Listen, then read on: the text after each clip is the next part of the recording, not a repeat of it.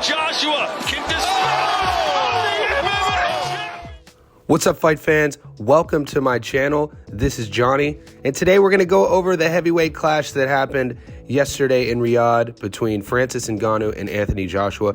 Say what you want about Ngannou's path. He is a former UFC heavyweight champion.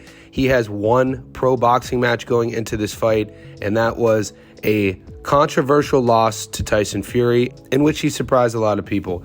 That fight then propelled him into another star showcase in the Middle East against Anthony Joshua. Now, everyone who saw the fight knows that AJ looked destructive. He put on an impressive performance. The fight only lasted into the second round. He had a total of 3 knockdowns and absolutely starched Ngannou with the most brutal right hand you'll see. He measured it with his jab, and Ngannou wasn't right. He was already out on his feet, and Joshua just sent him home. He was out on the canvas for a few minutes. They had to administer oxygen. It was a scary and brutal knockout.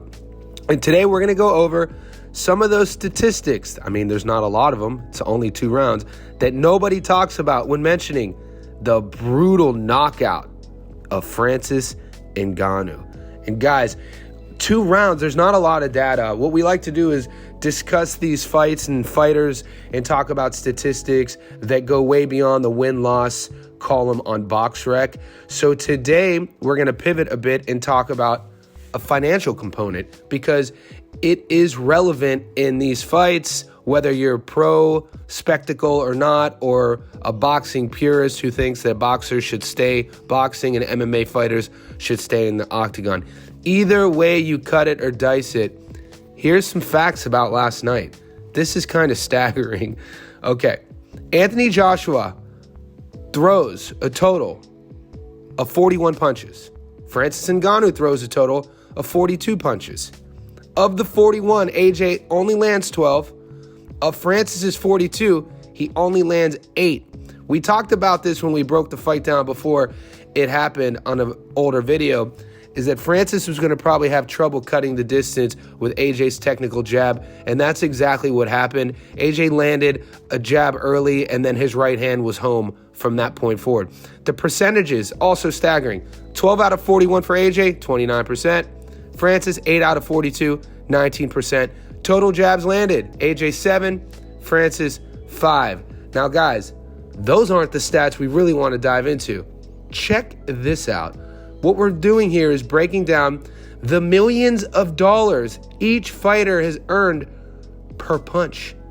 And depending if this is going to trigger you, because I know some boxing purists get a little bit upset when we talk about money, close your ears, because wait till you hear these numbers. It is inspiring, staggering, fascinating, all rolled into one. These number amounts are in euros. Both boxers earned a pretty penny for their efforts on what was a very short night's work. We already talked about it.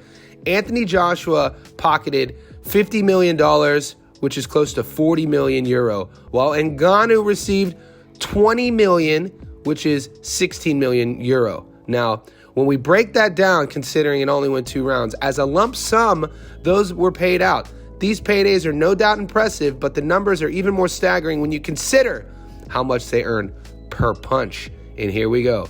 AJ banked a stunning $3.3 million for every punch he landed, while Ngannou wasn't far behind with $2.5 million per punch.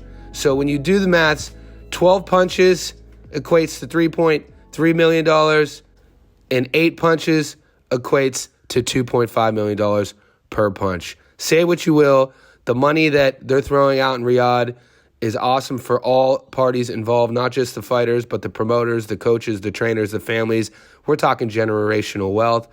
Let me know what you guys think about this. We got some awesome fights coming up. If you want me to feature one of your favorite fighters, an upcoming fight, and break it down statistically, let me know in the comment section below.